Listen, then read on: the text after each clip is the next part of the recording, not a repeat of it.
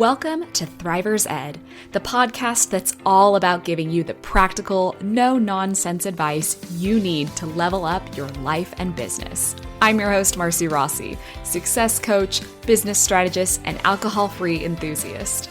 If you're ready to crush your goals, optimize your productivity, and live your best, most authentic life, then you're in the right place.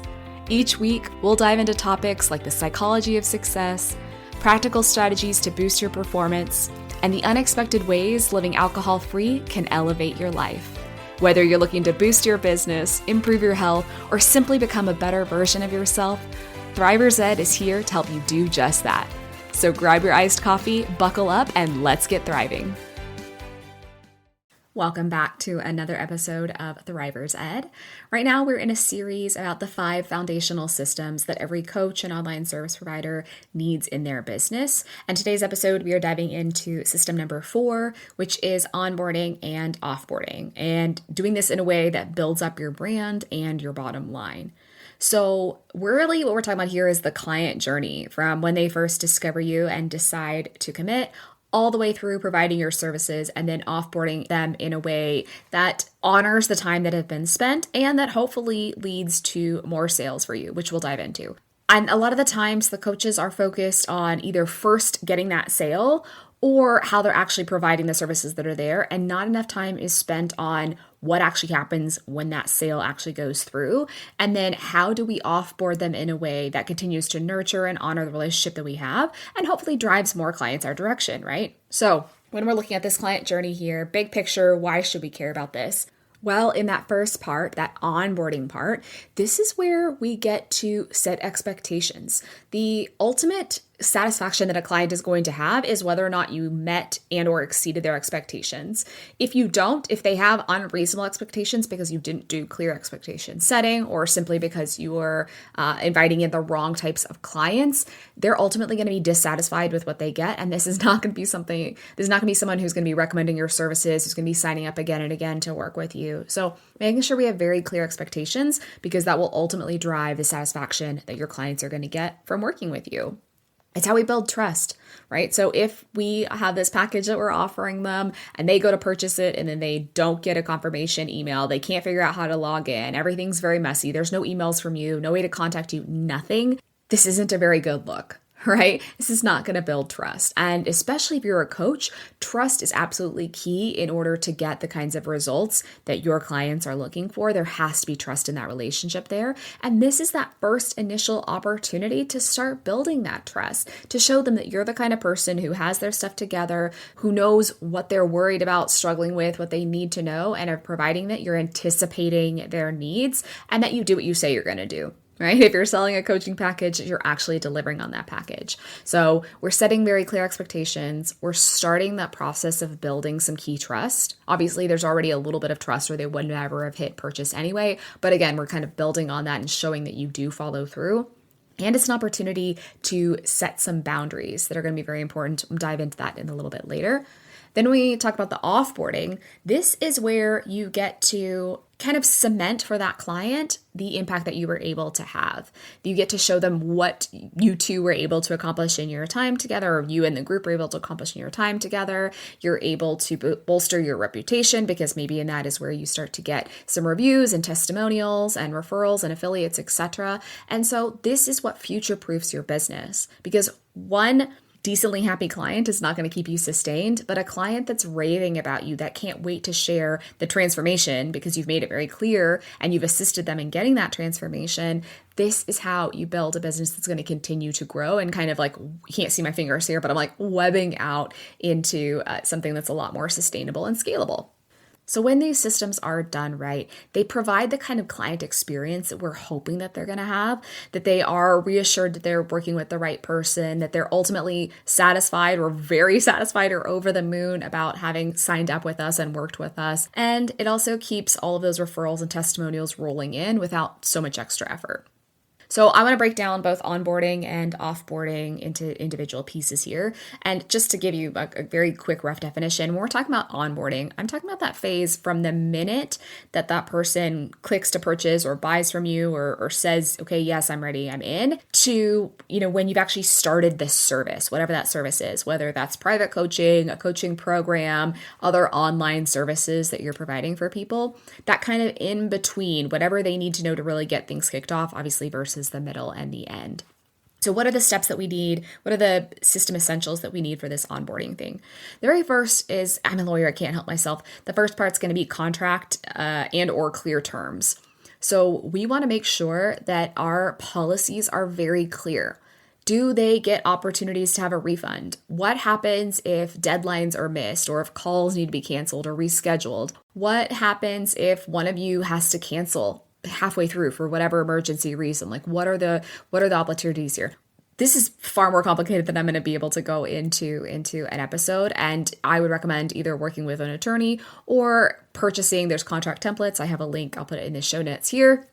But having something set up that very clearly explains basically what happens when, what rights and obligations do each party have.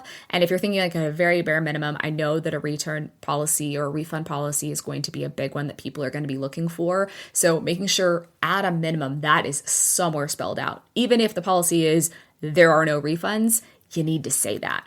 Now, some mistakes here. We don't want to just make this like a page on your website that we hide at the bottom that says legal. We don't want to just assume they'll figure it out or rely on kind of what we've mentioned to them in the past, either in emails or in DMs or whatever. We want something formalized. We want to make it clear to find. And kind of like I hinted at, the biggest mistake here is having nothing at all. Now, once you have something, what you choose to do with that is up to you. You can have it, as I kind of mentioned, as a page on your website, your terms and conditions for this particular program, or maybe you have terms that apply to everything that you sell, and you can, direct them to that page and have them ideally click a checkbox saying, I've read the terms and conditions where it's linked. It depends on your platform and how they set it up, but maybe your platform gives you an option to add a checkbox and just says, like, I read the terms and conditions. You want to make sure that it's either linked or posted there somewhere where you're not just having a statement, where you're actually giving them the opportunity to review those terms and conditions. Alternatively, you could have an actual contract. So let's say, for example, you're doing one-on-one coaching. They purchase from you, maybe at that point, either before or after they purchase from you. It's up to you how you do this, but you send them an actual contract that they're going to sign and return to you. That's going to be, more binding than just like clicking a box on a website, since you have their physical signature that they did in fact get this contract and presumably reviewed it, but that's on them if they didn't read the contract. So having some kind of protection in place and how it's delivered. Now, again, if it's a checkbox, then making sure that's built up on your checkout platform, your cart platform. If you're doing contracts, there are lots of services out there that can automatically deliver contracts for you and even follow up with people if they don't sign it in time. So contracts, clear terms, this is what protects you legally. It also sets up clear expectations, especially around missed appointments, canceling, rescheduling, refunds, etc. And it positions you as a professional from day one, right? This isn't just something you've thrown together as a hobby. You have a real business, and your business should be treated as such, and real businesses protect themselves legally. Number 2, this is optional, but if you're going to do it, I just want to give you some things to think about, and that is an intake form or any kind of information that you may need ahead of time to set up the kind of experience or program or service that it is that you're providing. If you don't have an intake form, you can skip ahead a couple minutes, but an intake form, essentially, we want to make sure that you are only asking for what you need. Maybe you ask about their goals, their preferences. Maybe you need particular information in order to deliver what it is that you're doing. Now, for example, I don't have an intake form, but when people purchase my services, I ask for their address. And I don't really tell them why I'm asking for their address. I mean, part of it is a billing address, but I can set my system up so that I don't require an address at all, since I don't deliver anything physically, except that I actually do. So my clients listening to this know this, and anybody thinking about joining is now discovering I always send a welcome gift to my shortcut clients. And that's why I ask for their for their physical address on the checkout page when they're purchasing from me, so I can get that sent to them before we even have our first call together.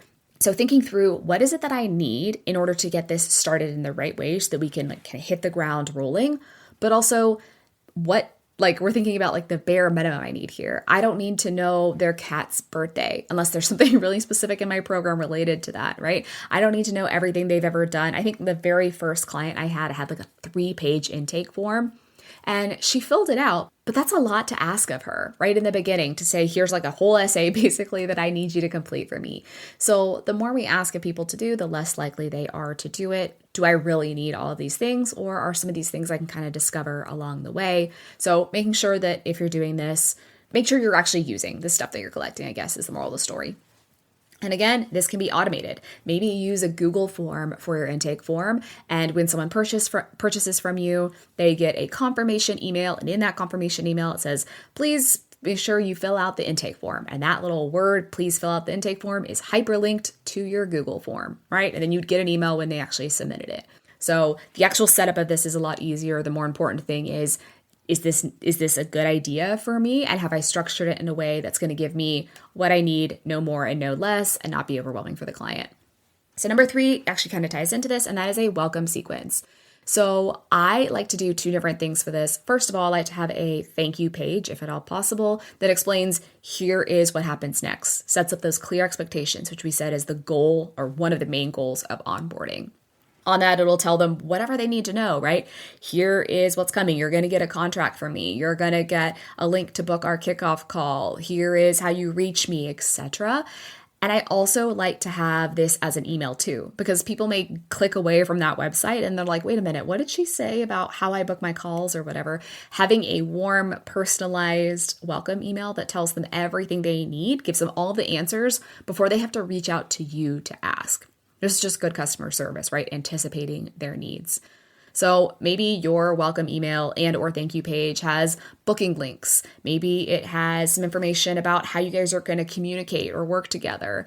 Maybe it just spells out like what happens next.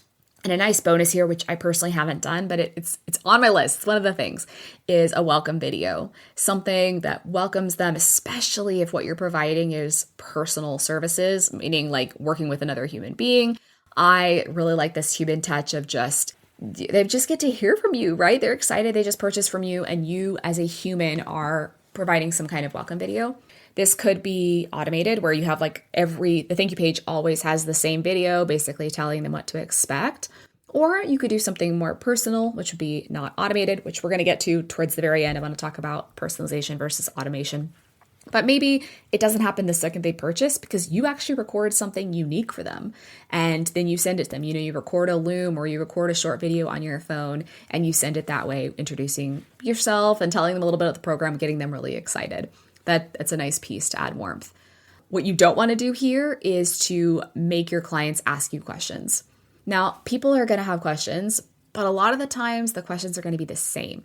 So if you can anticipate what a person would like to know or want to know or need to know right after they've purchased your program or service, let's just cut that middle piece out and provide those answers in anticipation. It stops all that back and forth, it saves you admin time, and it builds trust because it shows I understand what you're thinking about or what you're worried about, and here's what you need to know to move on from that.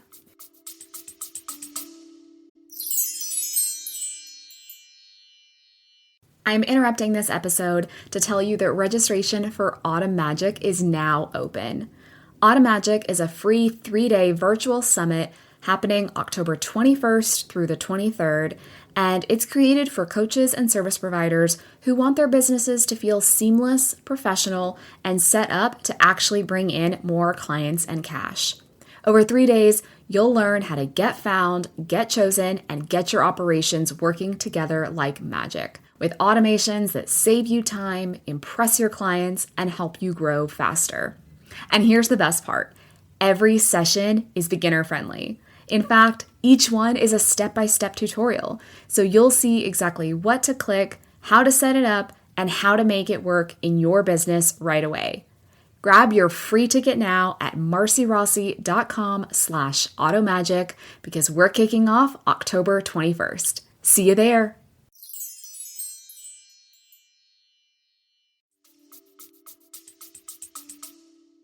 Number 4 is boundaries. So we want to communicate when and how people can reach you. So do you chat on email or Voxer or Slack, or, if my clients, our portal is in ClickUp, so we use ClickUp and emails, giving them an idea of when you're actually available. So what are your hours and, your response times, what are expected response times? So maybe you work Monday through Friday, 9 to 5, and you give yourself 24 hours, 48 hours, 72 hours, whatever it is, to get back to them, letting people know. The reason we do this, again, is to monitor expectations. If we don't tell people what our working hours or availability are, there's a possibility they're going to assume that you are always available to them. And they may have expectations that everybody should respond within 5 minutes, 24/7 access, you're always going to be there. Whatever their expectations are, if we can communicate what they actually should be, it makes it a lot easier. You don't have people pestering you all the time of like, why didn't you answer this last message? So it protects your time to make sure that you're not feeling the need to answer those 2 a.m. calls. But it also reassures the clients that they're not going to be ghosted. They should get an answer within X time, whatever you find reasonable for yourself and for your business. And then if you're not actually leading into those boundaries and you promise an answer within 24 hours and it's been 48, then, they're righteous in their disappointment of not having that expectation met. So having very clear boundaries, making sure that they are communicated. And then anything else, this is kind of the catch-all thing. I wrote down like calendars, files, resources, videos, whatever it is, just making sure that if there's something that they need up front, that they get it. So depending on the structure of your program or service, maybe they need booking links to book calls with you. Maybe they need access to a shared folder or a client portal. Maybe there is a course dashboard or modules or whatever that looks like. It doesn't mean they have to have everything all at once. And in fact, I don't recommend that because it can be overwhelming. But what do they need in that moment to kind of start this process? And I like to have at least something. At the very minimum, I want to have kind of like a welcome email, or, my clients get added into a portal and they get told they're going to be added into the portal. But I want them to, and in that portal, actually, there's a couple of tasks for them to do, because I want to give them something to do or to enjoy or to look through or to read while I kind of get the pieces on the back end, right? A lot of this is automated, but some things are still going to be manual, right? If someone purchases for me while I'm asleep, I'm not necessarily prepared to jump on a call that minute. But if I have something available for them, whether that is a welcome video, whether that is a resource, an opportunity to book calls with me, whatever that is, when they're most excited, that means they actually get to take some action there. So thinking through what do they need right when they start and making sure that they have access to that. They don't have to have everything, but it makes them feel taken care of, like you've thought through things, and you get to catch them when they're most excited by providing them with something to do. So that was onboarding. We're going to move into offboarding. So again, this is after your service or program or whatever has wrapped up, that kind of tapering off from when you're about to end through whatever that end of this process looks like for you. So the first one is any wrap up that you have to do, whether that's deliverables or just kind of a sign off. It kind of depends on obviously the scope of your program or service.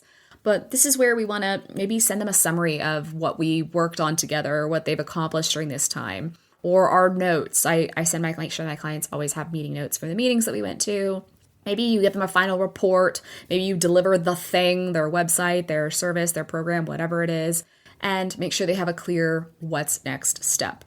Now, that what's next may be a different offer with you. It may be just some information on how you recommend them continuing this on their own in the future, whatever, but just having a very clear transition from here's where we ended and here's how you get to where you need to go next.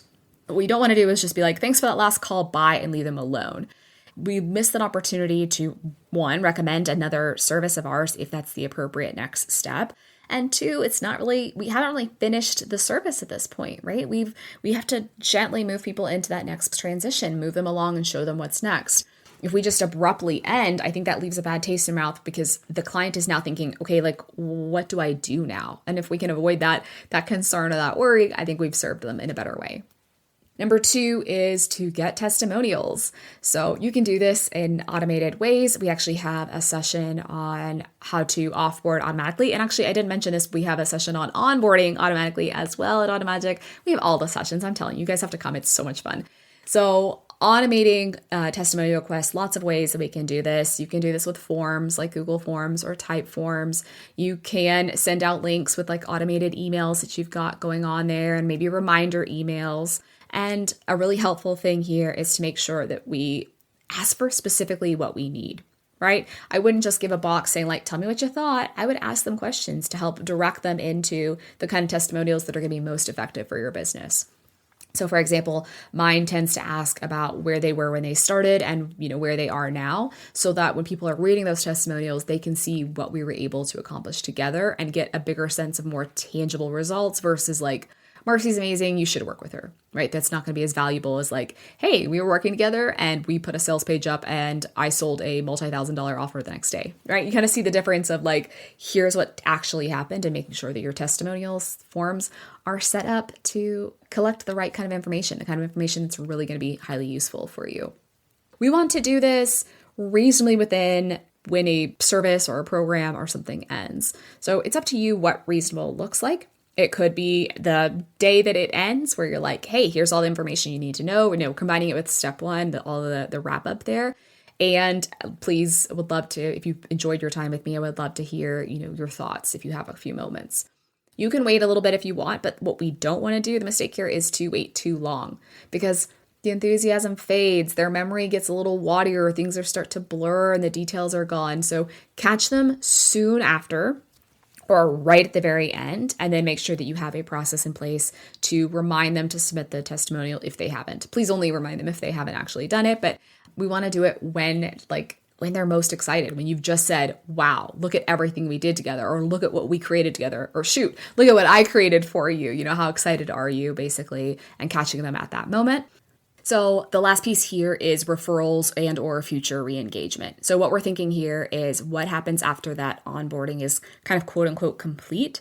So we've given them everything they need to know, we've gotten their testimonial, and then what comes next or what else can we offer them? And this is where we can move them into alumni offers. So maybe there are things that we give them simply because they were a past client. Maybe we have special offers for them. Maybe we invite them to our referral program.